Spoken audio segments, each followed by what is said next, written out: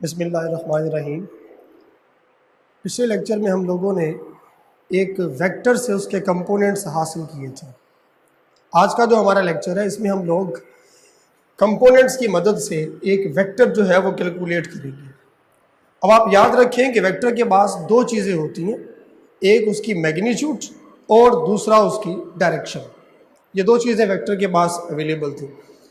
तो हम लोग सपोज करते हैं लेट अ वेक्टर्स, ये टॉपिक हमारा है determination of vector by components. Let a vector A having components A X and A Y, कि लास्ट लेक्चर में मैंने कैलकुलेट भी करवाए थे। आज ये दोनों दिए हुए होंगे by making an angle of theta, ठीक है, विद एक्स एक्सिस। अब हमने करना ये है कि एक वेक्टर को डिटरमिन करना है, ए वेक्टर कैलकुलेट करना है with the help of its components. मैंने इसको ड्रॉ किया है। सपोज करें ये एक्स एक्सिस है, here is of Y axis. एक वेक्टर अवेलेबल है जो पॉइंट पी को इंडिकेट कर रहा है। This will be the vector A. ये ए वेक्टर है मेकिंग एंगल थीटा। इसी को कैलकुलेट करना है आप लोगों ने, जबकि इसके दो कंपोनेंट्स हैं, एक ए एक्स और एक ए वाई। लास्ट टाइम इन दोनों की वैल्यूज मैंने कैलकुलेट की थी, आपको याद होगा। ए एक्स बराबर था ए कॉस थीटा के और ए वाई बराबर था ए साइन ऑफ थीटा के। ये इनकी वैल्यूज थी। आज हम इनकी मदद से कैलकुलेट करेंगे वेक्टर को। तो जैसे कि मैंने बताया, वेक्टर के पास दो चीजें, एक मैग्नीट्यूड और दूसरा डायरेक्शन। पहले तो हम वेक्टर देखते हैं। अगर आप हेड टू टेल रूल से देखें, यहीं पर by head to tail rule, तो ये आपके पास पहला वेक्टर आ गया ओ से लेकर एम तक अलॉन्ग एक्स एक्सिस। ये हमारे पास दूसरा वेक्टर आ गया एम से लेकर पी तक अलॉन्ग वाई एक्सिस। अगर इन दोनों वेक्टर्स को हेड टू टेल रूल से आप ऐड करें, you will get a resultant that is of A. और यही काम मैंने ऊपर किया है कि अगर आप ऊपर देखें, by head to tail rule O to M plus M to P, here is O to M plus M to P is equals to O to P. ये बात हमने यहां पर लिख दी कि O to M plus M to P is equals to O to P.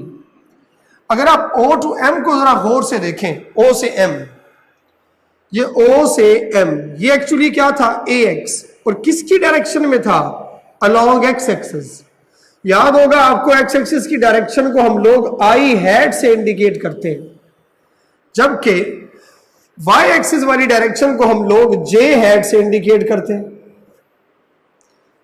इसके लिए क्या आएगा, A X into I hat, और इसके लिए क्या आएगा, A Y into J hat. वही काम हमने यहां किया, A X I hat plus A Y J hat is equal to vector A. ऊपर मैंने वेक्टर की अलामत लगाई। अब चूंकि वेक्टर के पास दो चीजें, एक मैग्नीट्यूड दूसरा डायरेक्शन, तो पहले हम मैग्नीट्यूड कैलकुलेट करेंगे, फिर डायरेक्शन के बारे में चलेंगे। तो मैग्नीट्यूड के लिए मैंने ये कहा है कि इन अ ट्रायंगल, अगर आप इस ट्रायंगल में गौर से देखें, ओ एम पी में राइट एंगल ट्रायंगल है। इस ओ एम पी वाली ट्रायंगल में हमारे पास ये ओ टू एम बेस है, एम टू पी परपेंडिकुलर है, ओ से पी ये हमारे पास हाइपोटेन्यूज है। सो पाइथागोरियंस थ्योरम अप्लाई करते हैं, वो होगा हाइपोटेन्यूज स्क्वायर, यानी इसकी length is equal to base की लेंथ प्लस परपेंडिकुलर की लेंथ, यानी O to P squares is equals to O to M base का स्क्वायर्स प्लस परपेंडिकुलर का स्क्वायर्स। मैं यहां मॉड लगाता गया हूं बिकॉज ये लेंथ को इंडिकेट कर रहे हैं। अब हमारे पास ओ टू पी, ये तो एक्चुअली वितर हमारे पास था यहां पर हाइपोटेन्यूज, ये ए वेक्टर की मैग्नीट्यूड, ये अलॉन्ग एक्स एक्सिस वाला बेस आ गया, और ये हमारे पास परपेंडिकुलर आ गया, स्क्वेयरिंग में आ गई। जैसे ही मैं यहां से स्क्वायर खत्म करता हूं तो अंडर रूट लगाना पड़ता है, तो ये मेरे पास बन गई magnitude. This will be the magnitude. अब आ जाते हैं डायरेक्शन की तरफ, और direction is indicated by what.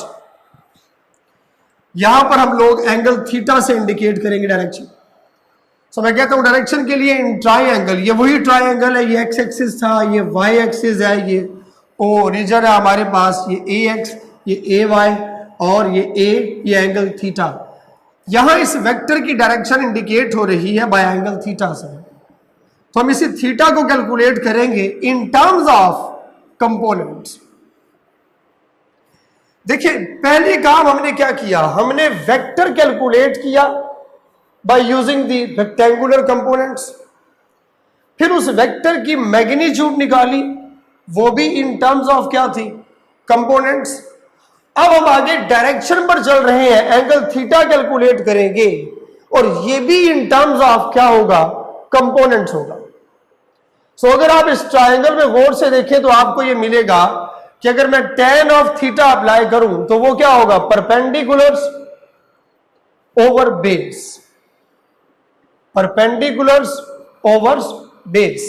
So tan theta is equal to perpendicular A Y है और बेस हमारे पास ए एक्स है, तो लिहाजा tan को आप उधर ले जाए, tan इनवर्स, ये आ गई एंगल थीटा।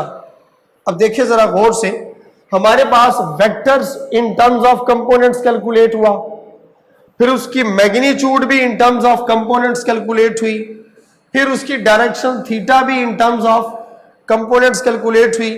तो यही हमारा टॉपिक था कि determination of vector by components. हमने वेक्टर भी निकाला कंपोनेंट्स की फॉर्म में, हमने मैग्नीट्यूड भी निकाली कंपोनेंट्स की फॉर्म में, हमने डायरेक्शन भी कैलकुलेट की कंपोनेंट्स की फॉर्म में। अब हम लोग देखते हैं यूनिट वेक्टर कैसे कैलकुलेट होता है। एक न्यूमेरिकल अवेलेबल है 2.3, आप लोग देखेंगे एक्सरसाइज में। वो कहता है what is the unit vectors in the direction of vectors. मैंने असल में ये क्यों चूज किया कि इसमें हमारे पास मैग्नीट्यूड कैलकुलेट करने का तरीका भी आ जाएगा। और यूनिट वेक्टर आप क्या जानते हैं, लास्ट टाइम टॉपिक में था, यूनिट वेक्टर क्या होता है, किसी भी यूनिट वेक्टर को कैलकुलेट करना हो तो आप उस वेक्टर को उसी की मैग्नीट्यूड से डिवाइड कर दें, वेक्टर्स ओवर इट्स मैग्नीट्यूड। अब आपको वेक्टर तो ऊपर गिवन है, ये रहा, गौर से देखें, आई के साथ लिखा हुआ होता है एक्स कंपोनेंट, जे के साथ लिखा हुआ होता है वाई कंपोनेंट। तो एक्स कंपोनेंट भी है, वाई कंपोनेंट भी मौजूद है। हमें इस वेक्टर का यूनिट वेक्टर निकालना है, तो वेक्टर को ये लिखा हुआ नीचे, उसकी मैग्नीट्यूड से डिवाइड करो। तो इसका मतलब ये हुआ आपको मैग्नीट्यूड कैलकुलेट करनी पड़ेगी। सो मैग्नीट्यूड की कैलकुलेशन के लिए अगर आप देखें यहां पर हम जानते हैं ए x square plus A Y square under root. अब आपके पास वेक्टर क्या था, वेक्टर तो था ना 4i प्लस 3j, तो मुझे इसकी क्या चाहिए, मैग्नीट्यूड। तो उसके लिए मैं क्या करता हूं, वेक्टर ए की जनरल रिप्रेजेंटेशन क्या थी, A X I hat plus A Y J hat. अगर मैं इसको कह दूं इक्वेशन नंबर 2 और ये बन जाए इक्वेशन नंबर 1, तो आप कंपेयर करके भी देख सकते हैं कि आई हैड ए एक्स बराबर होगा किसके, 4 के, ए वाई बराबर होगा किसके, 3 के। तो आप मैग्नीट्यूड में ऊपर पुट कर दें, वो हमारे पास क्या कर जाएगा, अंडर रूट, मैग्नीट्यूड के फार्मूले में लिखा हुआ अंडर रूट ए एक्स का स्क्वायर। ए एक्स क्या है, तो पहले ए एक्स का स्क्वायर प्लस ए वाई का स्क्वायर। अब आप जानते हैं ए एक्स की वैल्यू कंपेयर करने से क्या मिली थी, 4, तो इसका स्क्वायर प्लस ए वाई की वैल्यू हमारे पास, ए वाई की वैल्यू इन दोनों को कंपेयर करें तो क्या आता है, 3, तो इसको हम लोग लिखते हैं 3 का स्क्वायर। तो ये हमारे पास क्या बन गया, 16 प्लस 9 रिजल्ट क्या आ जाएगा, 5। ले जी, ये तो आ गई मैग्नीट्यूड। हमें तो चाहिए था यूनिट वेक्टर्स। तो यूनिट वेक्टर हमने कैसे डिफाइन किया था, वेक्टर ओवर इट्स मैग्नीट्यूड। अब आपके पास वेक्टर भी मौजूद है और उसकी मैग्नीट्यूड भी कैलकुलेट हो गई है, लिहाजा आप क्या करें, किसी भी यूनिट वेक्टर के लिए वेक्टर को उसी की मैग्नीट्यूड से डिवाइड करें। ये हमारे पास वेक्टर क्या था, that is 4i plus 3j, 4i plus 3j divided by magnitude आपने कैलकुलेट की, और वो मैग्नीट्यूड क्या थी हमारे पास, 5, तो ये 5 से डिवाइड हो गया। ये हमारे पास क्या बन गया, एक यूनिट वेक्टर्स। यहां मैं आपको एक बात बताता जाऊं, याद रखिएगा, मैग्नीट्यूड कभी भी मैग्नीट्यूड जो आप कैलकुलेट करते हो, ये कभी भी नेगेटिव नहीं हो सकती। ये हमेशा पॉजिटिव रहेगी। क्यों? क्योंकि लिए जब भी आप ए एक्स, अगर खुदा ना खास्ता ये वाली वैल्यूज नेगेटिव भी हो, ये वैल्यूज नेगेटिव भी हो, तो स्क्वायर उन वैल्यूज को पॉजिटिव कर देगा। स्क्वायर उन वैल्यूज को क्या कर देगा? पॉजिटिव। लिहाजा हम इसको नेगेटिव नहीं लेते। वैसे भी फिजिक्स में नेगेटिव सिर्फ डायरेक्शन को इंडिकेट करता है, मैग्नीट्यूड को इंडिकेट नहीं करता। Thank you very much.